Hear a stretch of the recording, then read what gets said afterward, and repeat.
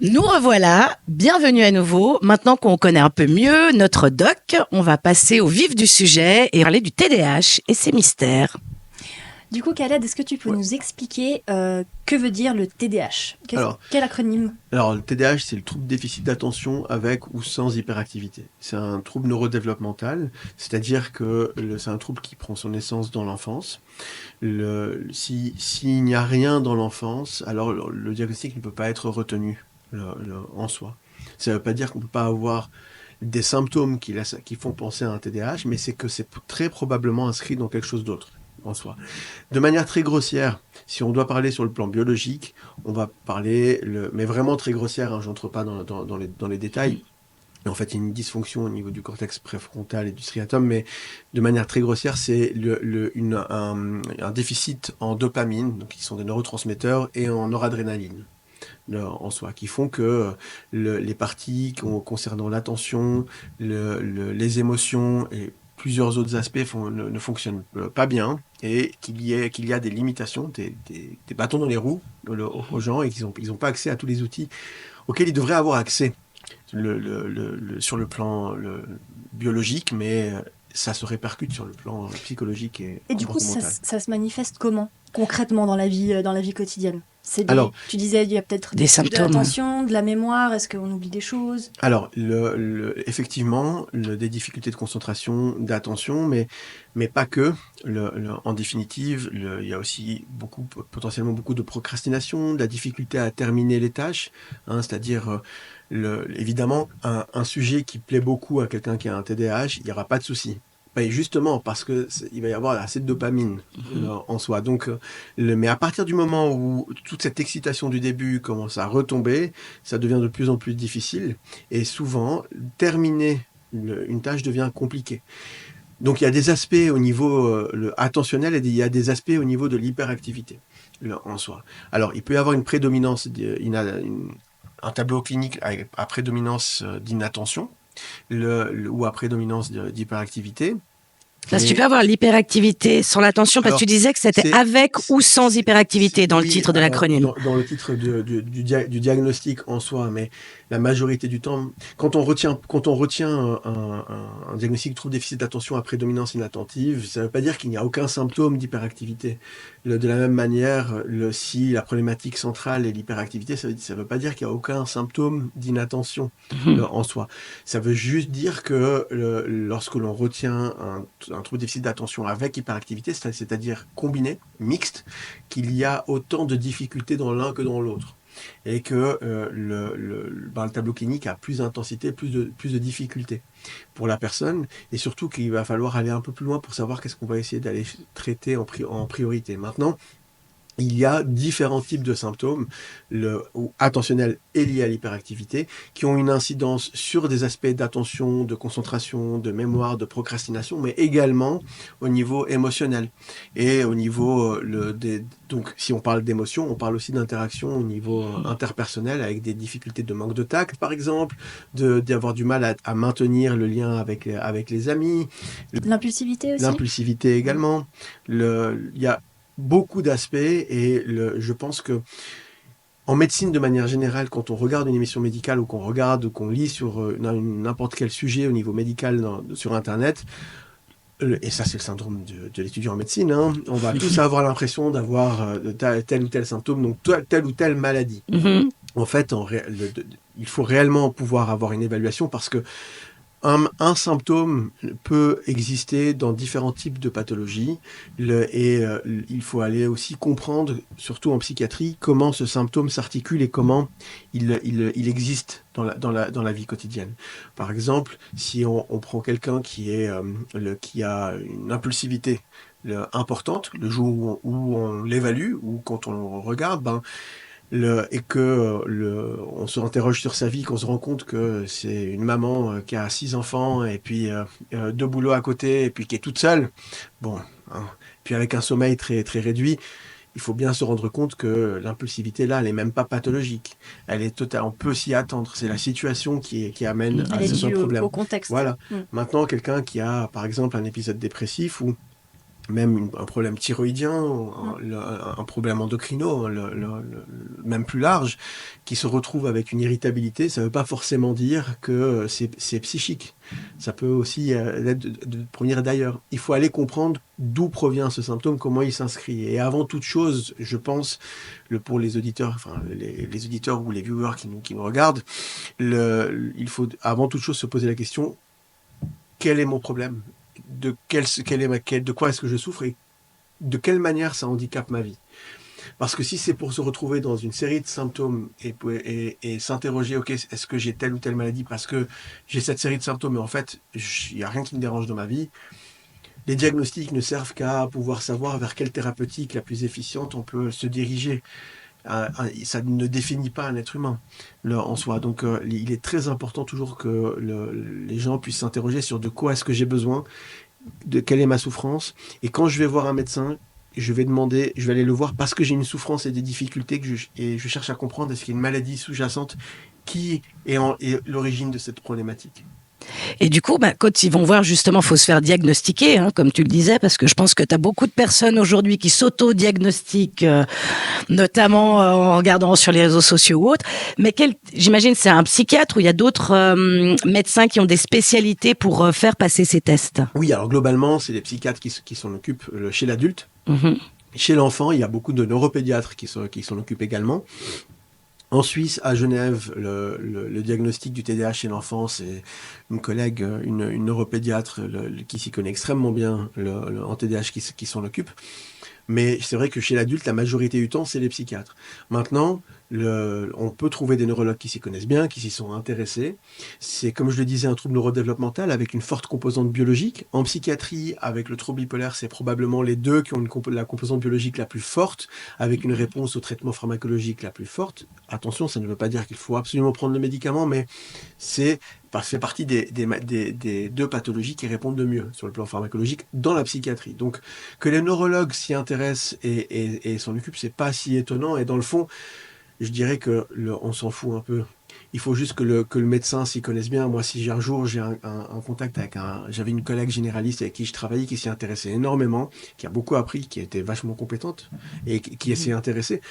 Franchement, si elle s'est intéressée, qu'elle a lu, qu'elle a donné de son temps, de son énergie, qu'elle a vérifié, parce qu'elle me contactait pour poser des questions et tout ça, au bout d'un moment, elle s'y connaît extrêmement bien, elle est médecin aussi, donc elle est capable. Et donc elle serait autorisée à poser un diagnostic. Alors, bien sûr, elle est médecin, tout médecin est autorisé à poser un diagnostic. Aucun médecin n'a pas le droit de poser un diagnostic. C'est juste. Je me demandais, parce qu'au niveau, là, on parle de psychiatrie et pas de santé physique. Oui, ça dépend aussi de quoi on parle. Est-ce que tu parles d'un diagnostic dans un contexte d'assurance, dans un contexte légal? Là, on parle dans un contexte clinique par rapport à un patient.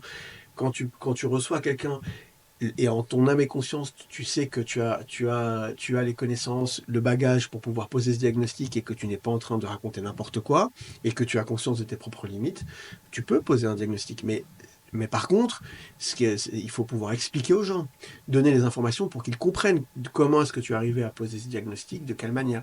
Alors en psychiatrie, c'est compliqué. J'ai souvent des patients qui me disent mais comment vous savez, vous m'avez vu 2 fois ou vous m'avez vu 3 fois ou Alors effectivement, la médecine, à part la chirurgie, et à part les outils qu'on a de palpation, d'examen, de sculptation ou les examens complémentaires, et surtout pour la psychiatrie, peut-être un peu la rhumatologie, il y a beaucoup surtout pour la psy, il y a beaucoup l'examen clinique, c'est surtout une compréhension de qui est la personne et de son fonctionnement, de son comportement, dans sa vie de tous les jours, des difficultés qu'elle rencontre.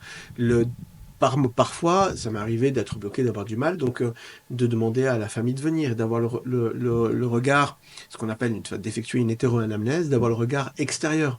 Parfois même, quand ça se passait très bien avec le travail, d'avoir le regard de l'employeur, parce que c'était des amis.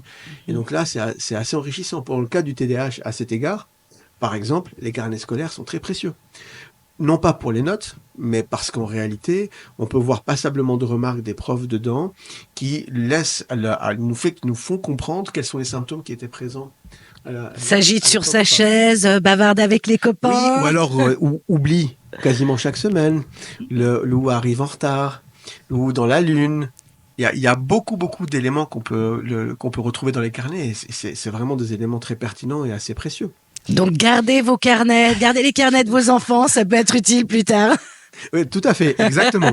Exactement. Moi, j'avais deux questions par rapport à ce que tu as dit. La première, c'est à un moment donné, tu as parlé de comorbidité finalement, du lien donc du TDAH avec éventuellement d'autres troubles psy. Donc ça, est-ce que tu pourrais nous expliquer tu disais que c'était des fois difficile d'effectivement, en fonction des symptômes, de catégoriser un petit peu la personne dans un trouble plutôt que l'autre. Est-ce que tu peux expliquer ça Alors, moi, ce que je voulais surtout souligner par cette remarque, c'est que, encore une fois, le diagnostic, c'est un outil qui nous aide à pouvoir amener la meilleure thérapeutique pour soigner quelqu'un. Donc, la recherche n'est pas de catégoriser, mais de savoir qu'est-ce qui serait le plus efficace. Maintenant, c'est vrai que si on prend par exemple le trouble bipolaire ou le trouble de la personnalité borderline, dans la croyance populaire, mais aussi dans une moindre mesure d'un point de vue clinique dans notre pratique en tant que psychiatre, il y a des symptômes qui peuvent laisser penser que c'est l'un ou l'autre et donc de faire que ça peut être un petit peu compliqué. Alors moins avec le trouble bipolaire, plus entre la personnalité borderline et le TDAH. Mais quand même, ça m'est arrivé de recevoir des patients qui venaient de France avec un diagnostic de trouble bipolaire, mais parce que les collègues sont débordés, qu'il y a trop peu de psychiatres, et que en définitive, ils voient les gens un quart d'heure. Donc quand ils entendent explosivité, légère désinhibition, ça peut laisser penser à une hypomanie, c'est-à-dire pas une phase maniaque dans le cadre d'un trouble bipolaire. Un trouble bipolaire, c'est plusieurs symptômes plusieurs semaines de dépression, puis après plusieurs semaines, grossièrement, je sais si des collègues m'écoutent, oui, évidemment je suis en train d'aller assez rapidement, mais des semaines, plusieurs semaines de dépression, plusieurs semaines en bas, et puis plusieurs semaines d'hypomanie ou de manie, c'est-à-dire être complètement euphorique pour la manie, jusqu'à avoir des idées délirantes. Et l'hypomanie, on n'a pas d'idées délirantes, mais on est assez euphorique, assez enjoué avec plein d'énergie. On peut rapidement être assez irritable en fonction du contexte, mais ça dure sur plusieurs semaines. On peut avoir ce type de tableau ressemblant avec le TDAH, mais c'est quelque chose qui est beaucoup plus journalier et contextuel en soi, avec un envahissement émotionnel et surtout une autocritique. Quelqu'un qui a un TDAH va critiquer ça et puis ça va participer à se dévaloriser et avoir une baisse de l'estime de soi conséquente ou à culpabiliser également. Et à cet égard, on peut voir assez souvent ce manque de tact, cette impulsivité verbale avec ce manque de tact provoquer des conflits au niveau interpersonnel. Mais si vous voyez la personne pendant un quart d'heure et que vous comprenez pas toute sa vie, son histoire, et que vous décortiquez pas le détail de comment le symptôme se produit, on peut avoir cette confusion en soi, effectivement. Donc la question justement, c'était finalement tu disais qu'il fallait quand même passer du temps avec le patient client. Oui. Moi je préfère dire client que patient, mais pour pouvoir évaluer finalement si c'est ce trouble-là ou un autre. Est-ce qu'il y a d'autres outils d'évaluation finalement du TDAH ? Alors, comme j'ai dit, il y a les aspects externes au patient, pour le coup pour moi, oui. Mais comme les carnets de notes, comme la famille et tout ça. Et on a aussi des outils, le psychométrique, c'est-à-dire un questionnaire qui s'appelle la DIVA. Actuellement, c'est la DIVA 5. Auparavant, ils étaient à la DIVA 2.0. Mais c'est un outil qui en fait référence les différents symptômes sous une liste de questions. Et ça nous permet surtout, nous, de ne pas oublier certains aspects qu'on aurait un peu négligés en soi. Donc c'est plutôt un outil... Un fil rouge un peu. Exactement. Les gens pensent qu'on va voir le médecin, on va faire des tests et des analyses, et puis on va avoir une conclusion. En fait, le TDAH, c'est un diagnostic qui est clinique. Donc, c'est la psychométrie, le questionnaire qui est rempli, c'est qu'un outil. Je sais aussi qu'il y a beaucoup de bilans neuropsychologiques qui sont établis. Et à mon sens, pour moi, ça sert à rien. Le TDAH, c'est pas pour rien que le TDAH, c'est un diagnostic clinique. Parce qu'en fait, si vous allez faire un bilan neuropsychologique, c'est-à-dire des tests attentionnels, précis, et puis que vous allez passer plusieurs heures parfois à tout analyser, vous allez avoir une image à l'instant T.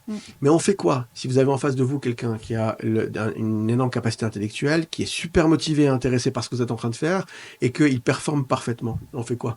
Ou alors vous avez quelqu'un qui vient d'apprendre que son chat est mort 2 jours avant, il n'en parle pas parce qu'il ne pense pas que c'est un lien, et puis vous vous retrouvez alors je grossis un peu le propos, c'est pas non plus que ça sert absolument à rien, mais ça ne va ne faire qu'aiguiller ou donner des informations ou des choses qu'il faut aller vérifier cliniquement, mais dans un cours de vie et non pas à un instant T en soi. Je dis que ça sert à rien, ce qui m'embête un peu, ce qui m'irrite un peu, c'est que ça a des examens qui coûtent très cher, qui peuvent coûter 1500 balles. C'est pas forcément nécessaire. Et au-delà de ça, on en voit de plus en plus, moi je trouve aussi des exemplaires simplifiés sur Internet, où maintenant, je ne sais pas si c'est ton cas, mais j'ai l'impression qu'il y a beaucoup de gens qui viennent en consultation avec déjà toutes les informations des questions que tu vas poser, et qui du coup se disent, alors docteur, c'est bon, je fais partie du groupe. Ou limite qui trichent, tu sais, qui savent d'avance qu'ils doivent répondre dans ce sens-là ou dans l'autre. Mais moi j'adore les patients qui viennent comme ça. Parce qu'ils me mâchent une partie du travail. Parce qu'en fait, comme je l'ai expliqué tout à l'heure, ce questionnaire, c'est un outil pour moi. Donc, ça me facilite. Évidemment que je vais pas me reposer dessus. Donc, en fait, ce que je vais faire, c'est que, OK, les symptômes sont là. Maintenant, donnez-moi les exemples. Comment ça se passe? Comment est-ce que vos proches l'objectivent? Qu'est-ce qu'on vous a dit en dehors de vos proches, à l'école ou au travail? Et je vais, comme j'expliquais tout à l'heure, je vais un peu décortiquer le symptôme pour comprendre comment il se met en place, comment il existe. Et puis effectuer mon évaluation clinique. Donc en fait, c'est plutôt un gain de temps. C'est pour ça que moi, généralement, la DIVA, je la donne aux gens pour la remplir en demandant aux familles de cocher, parce que de toute façon, je vais la relire entièrement. Pas la relire pour la valider elle, mais la relire comme un fil conducteur pour moi, pour aller explorer toutes les choses que j'ai besoin d'explorer pour comprendre et puis pouvoir établir mon diagnostic qui reste un diagnostic clinique que je pourrais faire sans utiliser la DIVA en fait. En soi. Tu diagnostiques un patient sur une séance, parce que tu parlais tout à l'heure dans certains endroits où en 15 minutes ils te font un diagnostic, ce qui n'est pas suffisant. Mais du coup, toi, tu vas voir tes patients un certain nombre de fois pour vraiment poser un diagnostic définitif. Alors, les situations dont je parlais tout à l'heure, effectivement, sur les 15 minutes, il faut dire que 15 minutes, et en plus, ils sont débordés et ils ont énormément de gens à avoir, donc ils sont dans le stress à tout va. On pourrait poser le diagnostic en 15-20 minutes. C'est rare, mais ça peut arriver. Évidemment, si ça m'est arrivé une ou deux fois, vous avez un patient qui arrive avec son père et sa mère, avec les carnets de notes déjà là, la DIVA déjà remplie, et puis j'ai les observations des parents dans l'enfance, à l'âge adulte, le patient qui est centré et qui répond à mes questions, et ça se passe plutôt bien. Alors, 15 minutes, j'exagère quand même un peu. Généralement, il me faut quand même 45 minutes, 1 heure, de toute façon, au plus vite, en soi. Mais malgré tout, je trouve qu'il est quand même bien de laisser un temps de réflexion, parce que quand vous posez le diagnostic, vous posez toutes ces questions, vous allez remuer... désolé du terme, vous allez un peu remuer la merde, aller chercher tout ce qu'il y a. Donc, c'est assez intéressant de dire aux gens, OK, moi, je suis passablement convaincu. Maintenant, j'aimerais prendre un peu de recul. Le diagnostic est très probable, mais j'aimerais quand même que vous réfléchissiez un petit peu à tout ce qu'on a discuté, et puis qu'on reprenne la prochaine fois les questions que vous avez. Et moi, ça me permet aussi de réfléchir s'il y a des points que j'ai oublié d'aborder ou pas, et de les aborder au second entretien. En soi, mais tout dépend de ce qui est amené. Quand vous avez quelqu'un qui a très peu d'éléments, qui a pas de carnet, qui a pas de famille, qui est seul au monde, qui est pas dans son pays, d'une autre culture, c'est clair que c'est beaucoup plus compliqué, parce qu'il faut aussi comprendre la culture. Si je reçois un japonais et que je vais évaluer une agitation, ou je vais évaluer un manque de tact, je vais pas le faire de la même manière que si je vais évaluer un manque de tact chez un Suisse. C'est pas possible en réalité. Un Japonais qui n'a pas rendu un cadeau à quelqu'un qui lui en a offert un, c'est déjà un manque de tact. C'est déjà désinhibé par rapport à son référentiel. Je grossis peut-être un peu le trait, mais c'est pour expliquer qu'il y a aussi une question culturelle. Donc tout dépend de la personne qui se présente, de son histoire, de qui elle est. Encore une fois, et c'est ce que je trouve attrayant en psychiatrie, c'est que il faut pouvoir comprendre le référentiel de la personne, et c'est à chaque fois différent. Et il faut essayer de comprendre qui est la personne et quelle est son histoire de vie. Le TDAH, à mon sens, n'y échappe pas non plus. Donc on est toujours finalement sur une contextualisation de quels sont les impacts au niveau social, au niveau professionnel. Tu disais avant qu'il y a beaucoup de gens, des adultes surtout que tu reçois, qui viennent dans un contexte où finalement ils ont peut-être développé des stratégies pour s'adapter jusque-là. Et puis j'imagine qu'ils viennent te voir parce que finalement les stratégies elles fonctionnent plus.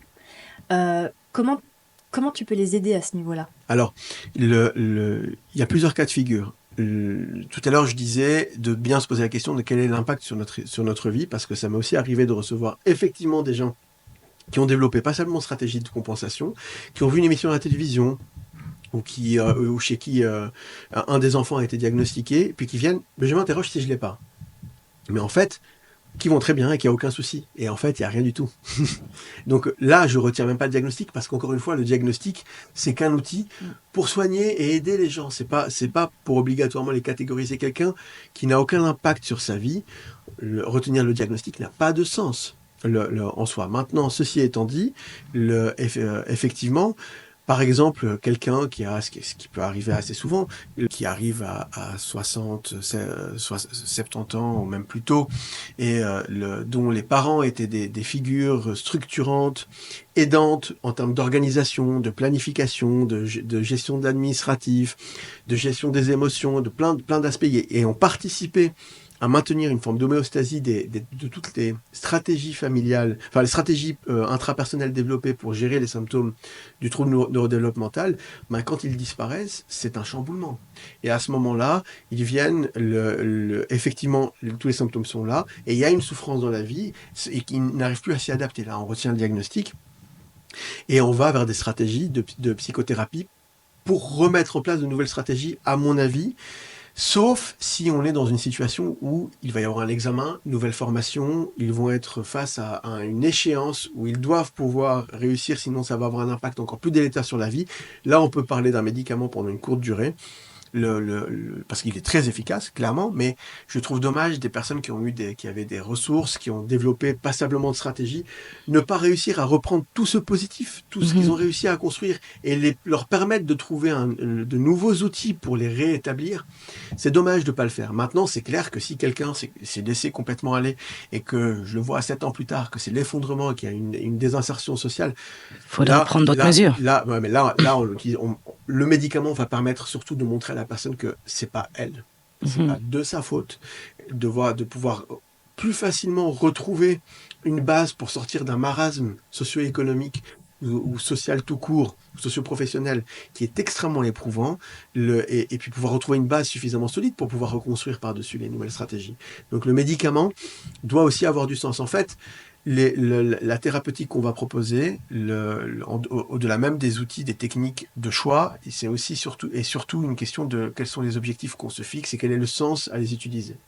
Il y a justement d'autres traitements que les médicaments. Tu vas avoir un traitement, un suivi. Il y a, j'imagine, d'autres techniques peut-être un peu plus douces aussi. Alors, le terme de doux ne veut pas dire quelque chose. Parce que, mais je te reprends parce que quand tu vas parler de toute ta vie, de ton intimité à quelqu'un, c'est pas doux. C'est pas doux. Tu ne connais pas la personne, tu viens la voir. En plus de ça, tu viens voir un psychiatre. Ça reste encore stigmatisé quand même. Donc, un psychiatre, tu connais pas. Si en plus de ça, tu es une femme et que c'est un homme, ou que tu es un homme et que c'est une femme en face de toi, donc il faut un énorme courage, un énorme effort. C'est loin d'être doux. C'est super difficile. Non, alors je pensais plutôt, tu sais, en référence aux médecines douces ou comme ça. Enfin, il y a peut-être d'autres techniques que juste les médicaments. Alors, il y a d'autres techniques, mais dans le cadre du TDAH, et ça c'est une évidence scientifique, c'est clair que le traitement pharmacologique, en termes d'efficacité dans la durée, il n'y a pas plus rapidement efficace. Mais c'est quelque chose que tu prends à vie, du coup. Non, justement. Non. C'est des médicaments qui sont des stupéfiants. C'est des médicaments qui se rapprochent c'est la famille de la cocaïne. Hein. Donc, okay. Je veux dire, il y a un impact quand même au niveau cardiovasculaire. Ce n'est pas idéal. De manière générale, prendre un médicament à vie, si on peut l'éviter, ça n'a pas de sens. C'est mieux de ne pas le prendre. Dans ce contexte-là, en plus, le maintenir sur de nombreuses années, il peut y avoir aussi une habituation et puis une perte d'efficacité. Donc non, pour moi, le médicament est super efficace. Le donner pendant toute la durée des études, ça je l'entends, que ça soit universitaire ou scolaire. Le donner pendant une durée, une période d'échéance courte où il faut réussir à prester, ça, je peux comprendre. Par exemple, dans un cadre professionnel. Oui, mais avec un objectif clair. Ou alors, et ça, c'est la majorité du temps pour moi, le donner pour montrer aux gens que ce n'est pas eux, parce qu'ils ont vécu toute leur vie avec ces difficultés-là et ils se sont appropriés une identité qui, en définitive, très souvent n'est pas la réalité.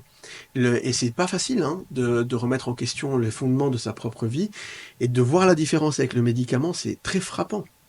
Et là, ça permet de pouvoir bien cibler et donc à ce moment-là, sans même faire d'effort, la personne commence à conceptualiser d'elle-même des stratégies sur lesquelles on peut revenir après, petit à petit, les renforcer pour diminuer et arrêter le médicament. Et tu as des exemples de stratégies, justement? Alors, tout bêtement, une stratégie très simple, de prendre un planeur, de plus prendre d'agenda, mais de prendre un planeur et de planifier toute la semaine et avec une to-do list qui sera à chaque fois checkée. Alors, qu'est-ce que tu entends? Je te coupe par planeur à la place d'agenda, parce que pour moi, c'est la même chose. Un agenda, tu vas avoir chaque jour. Tu as une page pour chaque jour. Là, je parle plutôt d'une grande page avec toute la semaine. Où tu mets tes to-do list. Où tu mets tes tâches. Tout ce que tu vas faire, tout, mais même ta douche. Mais sans dire quel jour.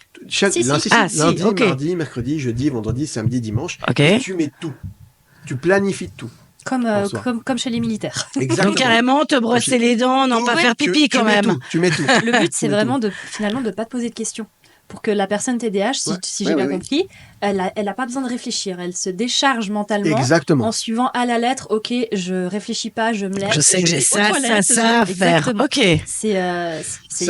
Ça décharge et ça permet d'amener une forme de structure. Parce que dans le contexte du TDAH, il est difficile de se structurer et de faire des tâches par séquence en soi. Donc, ça permet de développer cette aptitude de l'entraîner. En soi. Et puis, de faire des to-do list, où, à côté, il y a, à chaque fois, quand la personne le fait, de faire une croix, le petit plaisir, c'est-à-dire la petite décharge de dopamine de manière grossière, et donc, ça renforce également. Ça, par exemple, c'est une stratégie potentielle. C'est de l'accomplissement, tu veux dire. Du coup, je l'ai fait, c'est fait. C'est vrai que c'est satisfaisant. Moi, je le fais au travail. Quand j'ai beaucoup d'un coup et que j'arrive plus à structurer, je note toutes les tâches. Et c'est vrai que c'est un plaisir un petit vu. Allez, à la suivante. Et ça renforce positivement. Ouais, c'est vrai. Et ça aide à améliorer la motivation pour les réaliser. Et ça décharge aussi. De les avoir. Oui, tu te sens moins stressé parce que tu dis ça c'est bon, c'est de côté. Moins agité. On va à la tâche suivante. Tout à fait. Donc là, on parlait pour l'organisation. Est-ce qu'il y a d'autres choses, par exemple pour l'attention ou la procrastination? Est-ce qu'il y a des techniques?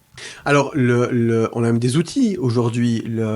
Par exemple, le Plod Note ou le Pin Note, qui est un petit appareil qu'on peut poser pendant un cours pour qu'il enregistre. Puis, une fois que ça a été enregistré, le logiciel établit un résumé complet, structuré, avec des chapitres de tout ce qui a été... C'est génial. Oui. Avec l'IA, du coup. Avec l'IA, de tout ce qui a été dit pendant ce cours-là. Et tu peux le faire aussi si toi, tu as des pensées, que tu te parles à toi-même et tu veux enregistrer au lieu de noter. Et moi, j'ai des patients avec lesquels je fais ça, parce que ça leur permet de structurer leurs pensées, justement, et de mieux gérer tout l'afflux et toute l'agitation. Mais en cours également. Et donc, effectivement, ce type d'outils technologiques, ça aide, mais en dehors des outils technologiques, il y a des aspects de psychothérapie. Alors, encore une fois, ça va dépendre de qu'est-ce qu'on va viser. En termes d'organisation, de planification, c'est clair que le plus efficace, c'est la thérapie cognitivo-comportementale. C'est très symptôme, solution en soi, et c'est ce qui est le plus efficient. Mais tu disais que c'était quand même un effort à fournir de la part de la personne, c'est un engagement, c'est du changement, donc c'est pas forcément agréable. Donc là, dans ces outils-là, c'est des choses que les personnes pourraient déjà mettre en place elles-mêmes, toutes seules, par exemple en nous écoutant, en se disant « Ah c'est une bonne idée, je peux le faire ». Alors, pourquoi est-ce qu'il faut aller en thérapie plutôt? Excuse-moi. Faut que ce soit parallèle finalement. Il faut que ça soit en thérapie. Évidemment que la personne peut le faire toute seule. Le problème, c'est que il y a déjà une souffrance qui amène à demander de l'aide. Il y a déjà un poids de toute une histoire qui est portée. Si elle se démotive avec différentes difficultés qu'elle rencontre, potentiellement des difficultés auxquelles la personne ne sait pas comment répondre, ça va vite tomber. Ça va monter, ça va plouf, et puis ça va être lâché. Alors que la thérapie, d'un point de vue de la forme, donne un cadre, une structure qui, par définition, Des pose habitudes. problème.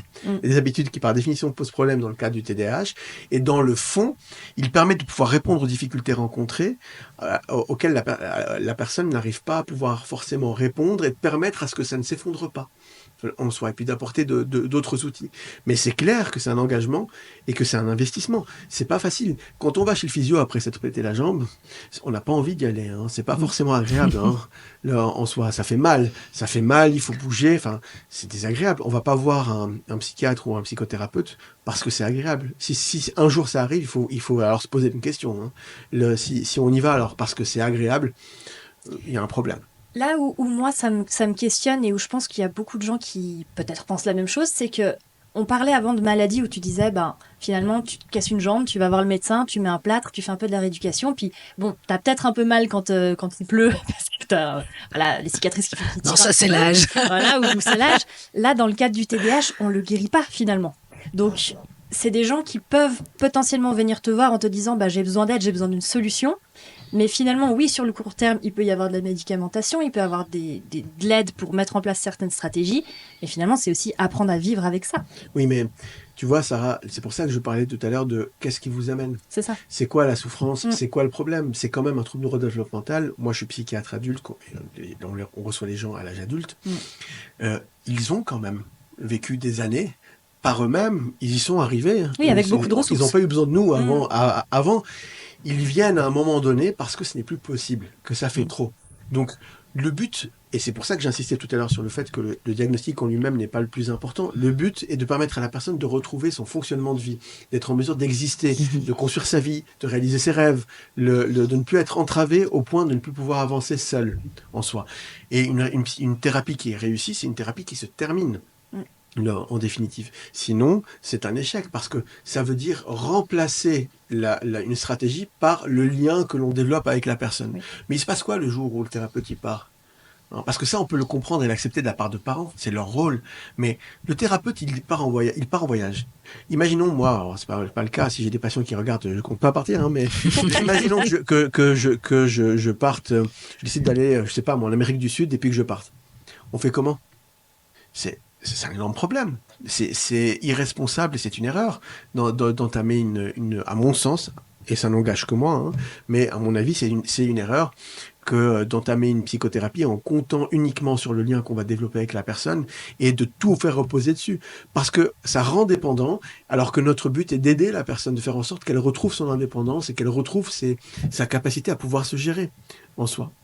Donc, justement, à retrouver des stratégies finalement qui peuvent aider par rapport à l'IA, par rapport à d'autres outils. Exactement. Ok, exactement. Chouette. On a parlé justement donc du Plot Notes que tu disais, je crois, pour l'attention. On a parlé, quel autre outil tu avais mentionné pour, il me semble, la concentration? Le planeur. Le planeur. Pour l'organisation.